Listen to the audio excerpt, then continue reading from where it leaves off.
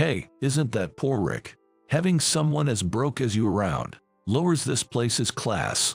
Get out of here now. After my wife told me about some unexpected income, we went to a high-end sushi restaurant as a family, only to run into a former classmate who started mocking me for being poor.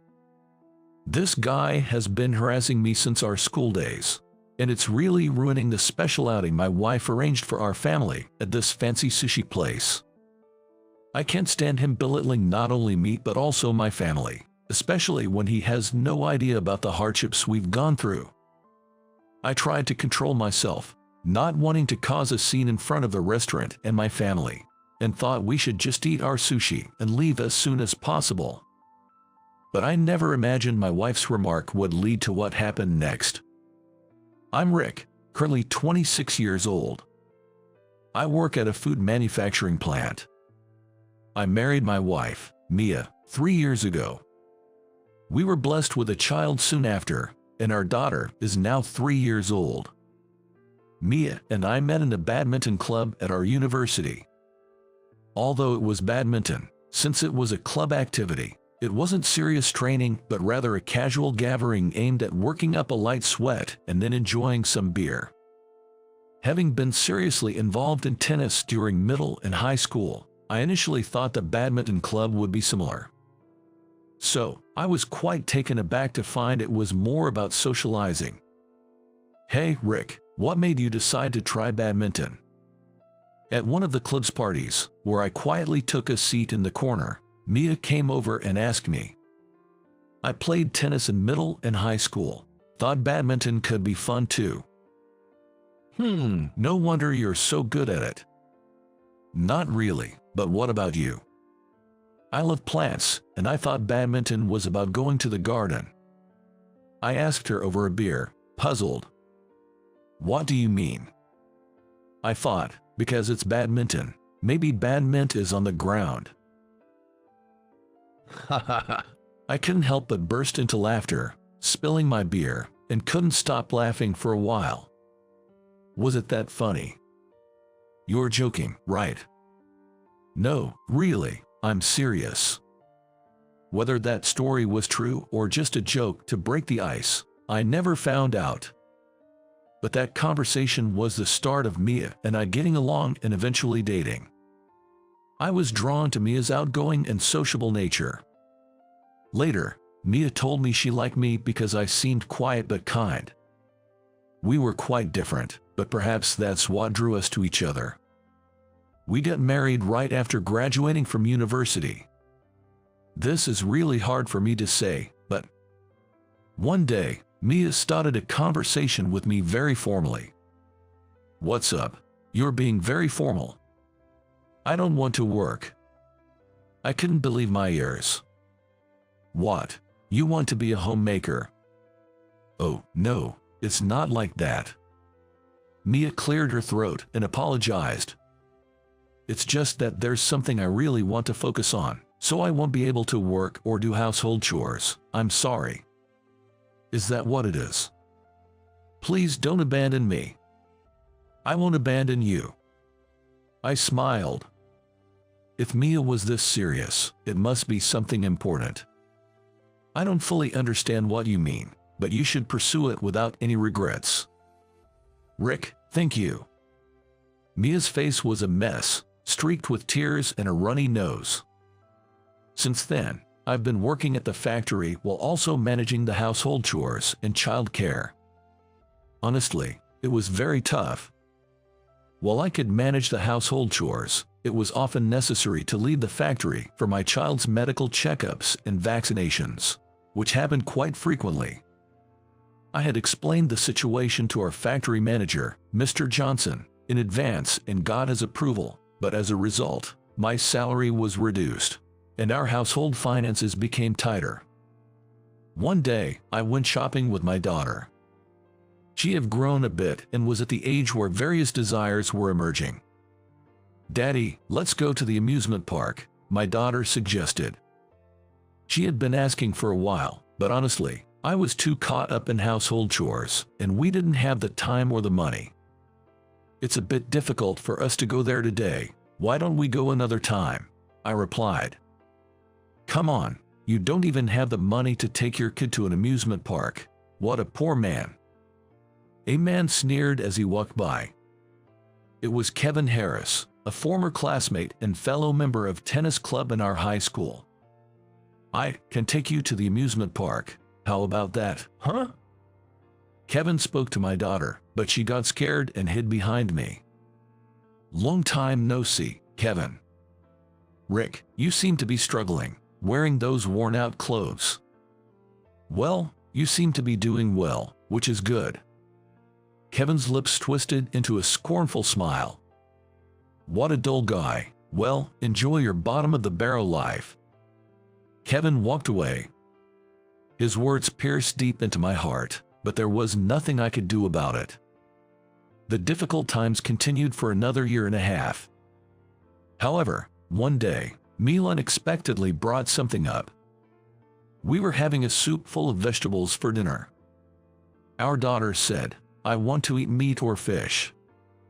All right, then tomorrow, Daddy will make you some delicious meatballs. Occasionally, I could afford to buy ground meat. I could manage that much at least. Wait a minute, I have something to discuss with both of you about tomorrow. Mia put down her spoon and spoke formally, so we all followed suit. Rick, please take the day off from work tomorrow. Yes, no wait, what do you mean? Tomorrow, we're going to the amusement park. Our daughter cheered loudly, asking Mia, can we get on the rotating ones? Merry-go-round, Ferris wheel, we'll ride both. Our daughter shrieked with joy. But that's not all. What? There's more to that. Mia smirked. Tomorrow night, we're going out for sushi. Our daughter got even more excited, asking, the rotating kind. Unfortunately, it won't be rotating. Our daughter seemed disappointed. Oh, it's not rotating. Oh no, if not rotating, that means we will be served expensive and delicious sushi. I explained to our daughter, though honestly, I was confused by the sudden turn of events. What's going on all of a sudden? I hate to break it to you, but we can't afford that. Actually, we've had some unexpected income. Did you win the lottery or something? Mia just smirked. I'll announce the details tomorrow while we're having sushi. While Mia and our daughter seemed thrilled, I, who managed our household budget, couldn't help but feel anxious. As promised, I took the next day off work. I felt a bit guilty for lying to my workplace about having a cold due to the sudden leave, but seeing my daughter's excitement for the amusement park, I decided it was okay. True to her word, we rode the merry-go-round and the Ferris wheel, and my daughter was delighted. That night, we really went to the upscale sushi restaurant. I'm not very familiar with sushi restaurants, but looking at the menu, I was almost floored by the prices. If Mia's unexpected income turns out to be a fabrication, our only way out would be either to dine and dash or to wash dishes to pay the bill. With these thoughts, I couldn't really appreciate the sushi we were having. When we had eaten a fair bit, 2 customers came in and took seats at the counter. Chef, we'll have 2 specialty courses for the day, please. Looking closer, one of them was Kevin. Running into him again, I really must be out of luck. In high school, Kevin always teased me. It was frustrating, but since Kevin had better grades and was more active in sports, I couldn't talk back. Fortunately, he didn't seem to notice I was there. I'll try to keep a low profile and avoid being noticed. Just as I thought that, my daughter said, "Daddy, this is delicious," which made Kevin turn around and notice us. Oh, isn't that poor Rick? What a coincidence. Well, someone you know. Kevin handed me his business card and a sample of a beauty serum. Very pleased to meet you, ma'am. This is what I do. The business card featured the company name and the words Chief Executive Officer. Well, so you're the CEO. My company deals in cosmetics and beauty equipment. Please keep us in mind. That outfit, it's a high-end brand, right? You must be quite wealthy. Kevin sneered. I started my own business in college, so I do have a fair amount of money. Your clothes seem quite worn. It must be tough having a husband with a modest income. Mr. Harris, you might want to stop there. It's getting a bit rude. The man sitting next to Kevin was Tyler, another high school classmate. Tyler, long time no see. Hey, how are you? Tyler is so brilliant that he works as my right-hand man. Poor Rick is just a small cog in the machinery of some factory, right? I'm saying, stop it. Chef, please prepare some sushi of premium tuna for this family. It seems they've stretched their budget to come here today. Just look at those clothes covered in pilling. It's heartbreaking. As a CEO, it's only right to give back to the common people. Enjoy quickly and then head back, you poor souls. Suddenly, Mia slammed the table and stood up with a smile at Kevin. Wow, thank you so much. I've never had premium tuna before, so this is really exciting for a commoner like me. Well, excuse me, I'll just go touch up my makeup. I knew that Mia was truly angry. Oh, by the way, you might want to search online with Mia Channel and Beauty Serum. With a firm tone, Mia whispered to Kevin and then disappeared into the bathroom. Kevin was taken aback and didn't move, but Tyler searched on his phone and showed it to Kevin. I also did a search and found a YouTube video. Playing the video, Mia appeared. Hi, Mia Channel here. Today, I'd like to introduce my favorite beauty serum. I recognized the logo of the serum that Mia was promoting. It was the same as the sample Kevin had just given her. Wait, is your wife a YouTuber? Sounds like it. Moreover, the view count was incredibly high. I couldn't grasp what was happening.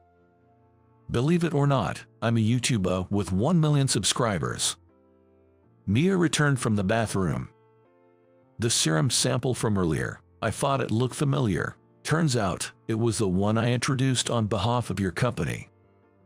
Oh yes, I was informed that we were using YouTubers for promotion. So, it turns out that 80% of our company's sales are due to the advertising by influencers from Mia's agency. Mia frowned. And I made a call to the agency earlier. I told them not to take any more requests from your company because of the bad vibes. The higher-ups agreed with me. Oh my, that's really bad. Kevin was clearly rattled. Rick, happy birthday. Huh? Surprise. It's still 2 weeks away, but thanks. Honestly, it was quite thrilling to see Kevin so flustered. How did a guy like you manage to marry a famous YouTuber? Kevin pressed me for an answer. Well, I didn't even know. That's because Mia explained the whole story. Her journey as a YouTuber started from the day she said she didn't want to work. It apparently took over a year before her view count started to grow. It's all thanks to Rick. Mia held my hand. Because Rick took care of work, household chores, and child care, I could focus on being a YouTuber. I'm truly grateful to him. Kevin was speechless. You know. Tyler addressed Kevin. Do you remember when you made the select team for the last high school tournament? Yeah, I was almost dropped because of an injury, but somehow made it into the team.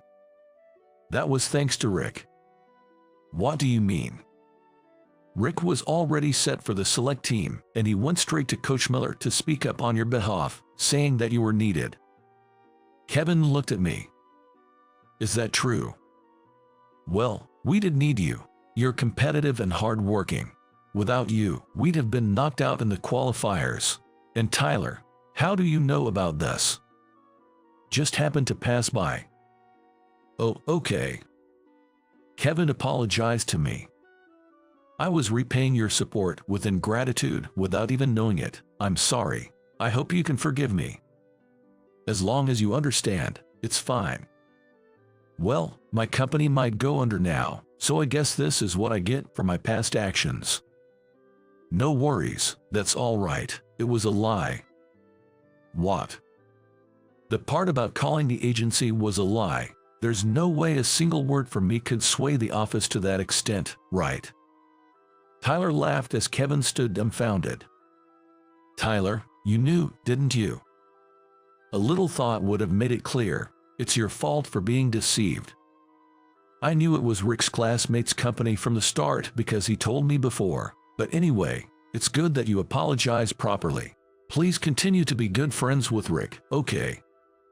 We spent the rest of our time at the restaurant reminiscing and having a good time. After a while, as Mia's work stabilized and she had more free time, our lives also began to change for the better. We moved into a 2-story house, allowing us to lead a more comfortable and affluent life. With the newfound financial stability, I also found a time to start playing soccer again, but this time as an adult in a local league. Kevin joined the same team, and now we sweat it out on the field together every month. After the games, we often say we're just going out to rehydrate, but we end up at a bar, enjoying each other's company. Currently, I find joy in every day. My name is Jason. I'm in my 4th year as a working professional. Recently, after working for 3 years at my first job since graduating, I resigned to take a sales position at a major food manufacturer for career advancement.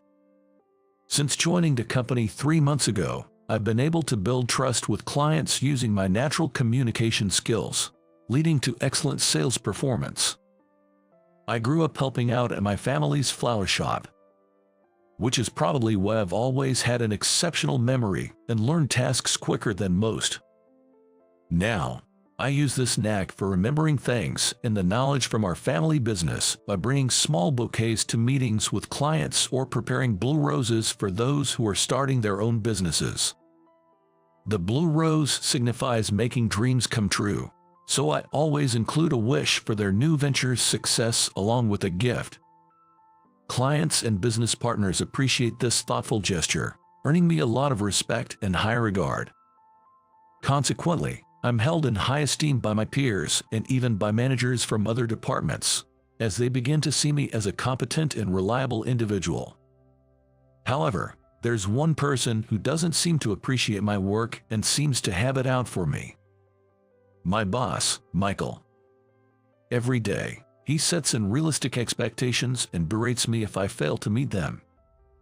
Today, after 5 p.m., as I was about to leave, Michael called me over. Hey, Jason, I'm going to let you in on the meeting with them foods the day after tomorrow. I need you to prepare the presentation materials, he said. A meeting? Oh, the day after tomorrow. What? You got a problem with that? I'll review the materials, so have them on my desk before work starts tomorrow. But I thought I was off that project. Shut up. Don't give me any lip. I've emailed you all the details. Remember, it's due by 8 a.m. tomorrow. This is just unreasonable. What? Can't handle it. You're really useless, aren't you? Damn it, not this again. I'm giving you a chance to be involved in a major project, and you don't even have the ambition. Newbies like you are just worthless. Fine, I'll have the materials ready by 8 a.m. tomorrow. Just do what you're told from the start. Thanks, I'm off then. Bye. Michael seems to exploit my competitive nature by provoking me with challenging tasks, offloading his responsibilities onto me, the newcomer. This kind of harassment had become a daily occurrence. It seems the simple reason behind this is that Michael used to be the star employee until I joined, and he's frustrated that I'm now getting all the attention. In other words, it's jealousy. As my presence in the company garners more attention, Michael feels his own presence diminishing, leading to such harassment. Sighing, I reboot my turned-off PC to check the email from Michael. Preparing myself for an all-nighter. A year into enduring Michael's constant harassment, a new recruit named Lucas joined the sales department. Being the closest in age and having a good sales record, I was appointed as his mentor. Lucas was a quiet, earnest young man, not the most efficient, but very diligent and careful in his work, which was commendable. I did my best to guide Lucas, who was struggling to learn the ropes of the job. Thanks to this, about 3 months after Lucas joined, he had grown capable enough to secure contracts and even win some new business without my accompaniment.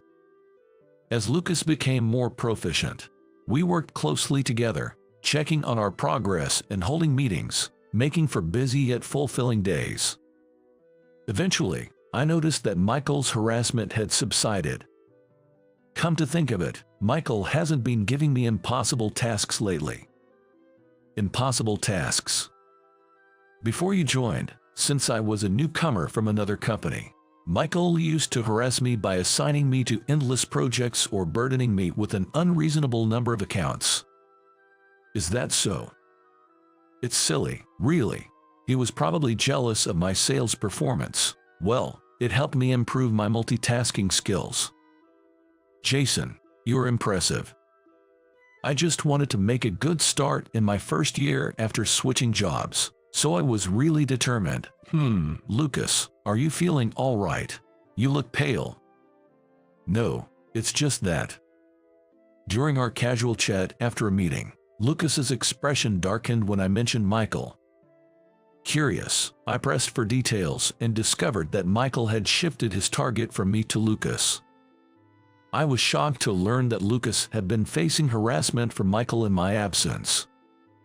When you're out visiting clients, Michael clearly assigns me tasks that should be his responsibility. The deadlines are tight, and if I'm even slightly delayed, he calls me slowpoke or useless and berates me. I had no idea. Sorry for not noticing sooner. From now on, if you're given an unreasonable workload that exceeds your capacity, please consult with me immediately. Thank you so much. Michael won't listen even if you refuse. He keeps piling on the work, doing who knows what himself. Let's handle this together. And if it gets too much, we can escalate it to someone higher up.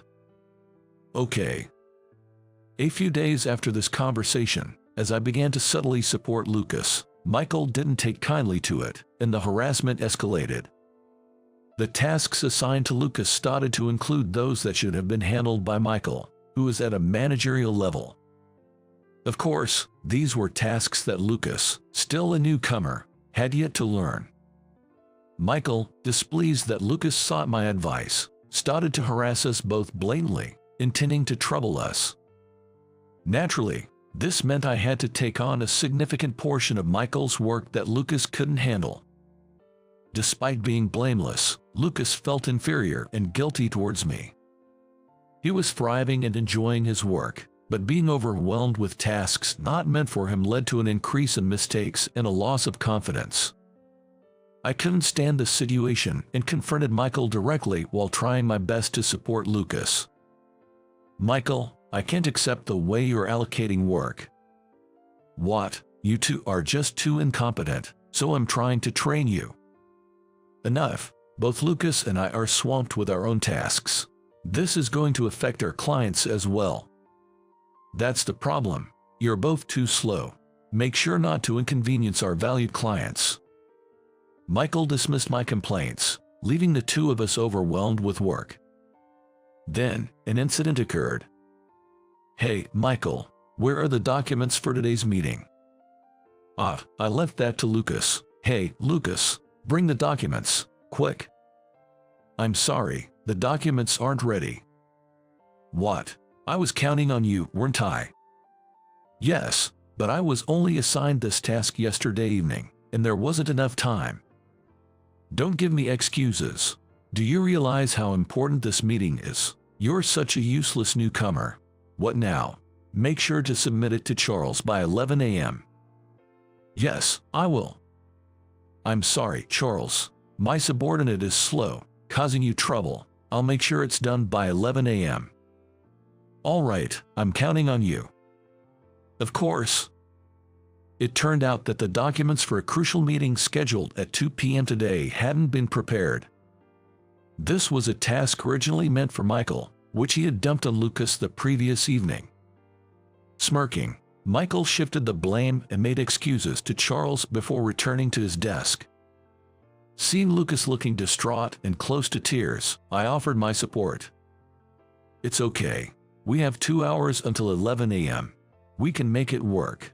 Could you handle checking my emails and dealing with urgent estimates while I work on this?" "Yes, I will." I then worked frantically on the documents. Next to me, Lucas was handling the tasks I'd asked him to do while progressing with his own work, a look of desperation on his face. Even then, Michael passed by Lucas's desk, sneering, "Newcomers are really useless, aren't they?" Lucas ignored him, but I could tell it was affecting him. "Don't mind what Michael says. Let's make sure we succeed. It's going to be okay." "Thank you so much, Jason. Focus now. We don't have much time." "Yes." Somehow, we managed to complete the documents by 11 a.m. Charles was impressed with the quality of our work, and the afternoon meeting was a success. After the meeting, Charles praised the documents and presentation. By the time we returned to our department, Lucas looked much better, which relieved me. Phew, that was close. Things always seem to work out. "Thank you so much for your help. It's my duty as your mentor, but as for Michael, that's enough. I won't let it slide any longer. I'll definitely bring this up during the next performance review." "I agree. I won't forgive him either." "Huh?" It was surprising to see Lucas, who's always been mild-mannered and kind, hardly ever speaking ill of anyone, say "I won't forgive him" with a sly smile. As we returned to the sales department, Michael approached us with a smirk. "What is it this time, Michael? I heard the deal somehow went through." "Yes, we've secured the contract, so there's no need for concern." Hey, Lucas, got bailed out by Jason again. Huh, lucky you, but you're still slow, and as a newbie, you're just not cutting it. I've already submitted the lowest possible performance review for you." "Wait a minute, Michael. Your behavior lately is unacceptable." "Jason, getting a little cocky just because you can do some work.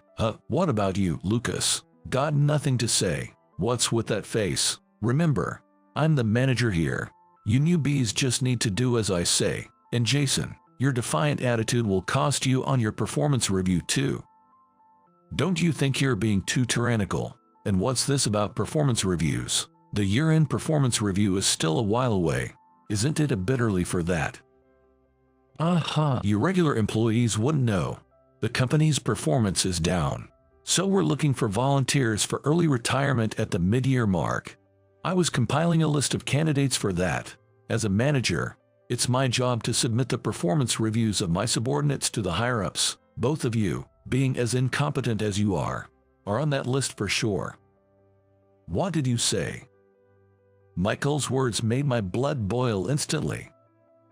As I was about to retort, Lucas grabbed my hand to stop me. "Hey, Lucas, this is just too much." "Calm down, Jason. Michael, I understand your point clearly now." "Oh, finally got it through your thick skull, did you? Well, enjoy working hard until you get the retirement notice." Smirking, Michael threw out his parting shot and left. A few days after Michael claimed to have submitted the lowest performance reviews for us, President Sullivan decided to visit each department to observe the employees' work. When it was the sales department's turn, President Sullivan arrived, holding the documents Michael had prepared. "Mr. Sullivan, we've been expecting you." "Thank you, everyone in the sales department. You're the backbone of our company's earnings, and I appreciate your hard work. Today, I'll be observing how you all work. Did you have a chance to look at my performance review documents? I'll introduce you to the employees of the sales department and their evaluations." With that, Michael, looking triumphant, cozied up to President Sullivan to show him around. He followed Michael's lead, conversing with employees and observing their work. I watched nervously as they moved around the department. Glancing at Lucas, I expected him to be disheartened, but to my surprise, he was calm. and focused on his work, unaffected by President Sullivan's visit. Eventually, he approached Lucas and me. "Sorry to interrupt your work. You're Jason, right? I've heard good things about you." Thank you. It's an honor. I heard you played a crucial role in closing a significant deal recently. The sales manager was praising you." "Well, I just did the best I could. Mr. Sullivan, Jason is capable in his work, but his attitude toward superiors needs improvement. Despite my clear instructions, he was late, and even the preparation for that deal had us on edge until the last minute." "Oh, that's because I had a lot of tasks to handle. I apologize for any concern I caused you." "Jason, your problem is making excuses. Be mindful of that." I clenched my teeth, feeling dominated by Michael's narrative. Still, I didn't want to show any petty disputes in front of President Sullivan, so I held back. "And this new recruit Lucas, whom Jason has been mentoring, is just incapable." "Is that so, really?" "Yes, it's true. As his manager, it's been tough on me. The preparation for that deal being last minute was Lucas's fault, despite my instructions. He hadn't completed the documents even on the morning of the meeting. And then he made excuses about not having enough time and ran to Jason for help. He's slow and just a hassle to deal with. He's a prime candidate for voluntary resignation." Michael gloated as he disparaged Lucas and me to President Sullivan. I clenched my fists in frustration. "Michael, was it? You say some interesting things. What's this about a candidate for voluntary resignation? And is my son really that useless?" "Huh? Son?" "Yes, that's right. Even without parental bias, Lucas seems to be handling quite a significant workload for someone only half a year into his job. And he's delivering results. What exactly are these performance reviews based on? Care to explain in detail, Michael?" Michael's face went pale at his words. Turns out, Lucas was his son. With the company's performance in decline, I investigated and found that the sales department's results have been deteriorating for the past 3 years. I've been hearing unsettling things from within the department, and since sales are the pillar of our company, I decided to employ my son here to get a true sense of the situation. "Is that really how it happened?" I had him use his mother's surname to avoid any undue attention from the staff. "Michael, I've heard quite a bit about you from Lucas." "No, that's not how it is." "What's not?" "I haven't said anything yet. I didn't do anything wrong." Lucas, who had been silently observing the exchange, stood up and addressed his father, President Sullivan. "President Sullivan, everyone in the sales department has been incredibly kind and instructive. Jason, in particular, has been a great help.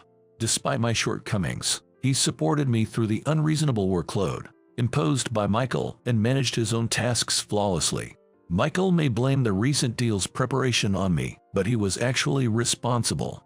It was impossible to meet the deadline with his timely instructions given just the evening before. For someone only half a year into the job, handling that negotiation from grasping the details to preparing the documents and presenting to the executive team was an insurmountable task. Yet, Jason accomplished it with remarkable skill. He's truly exceptional." "I see, Jason. I'm truly grateful you've been there for Lucas. Moreover, I've thoroughly investigated the causes of the sales department's downturn. Here's the report." Lucas handed over a thick report to President Sullivan, detailing the harassment from Michael, how it pressured the work environment, and negatively impacted the actual sales performance. It also outlined how Michael's domineering attitude disrupted normal communications within the department, leading to delays. The report was filled with concrete examples of the company's losses and detailed accounts of power and moral harassment incidents. After reviewing the report, President Sullivan, red-faced with anger, glared at Michael. "What's this about? This situation is much more serious than what I was led to believe. We have no place for someone who envies and sabotages others. It's not like that. I can't trust a word you say. And to think you had the audacity to submit such a falsified performance review. I'm speechless at the audacity. Moreover, the sales department's performance has been improving over the past year. There were no plans for layoffs.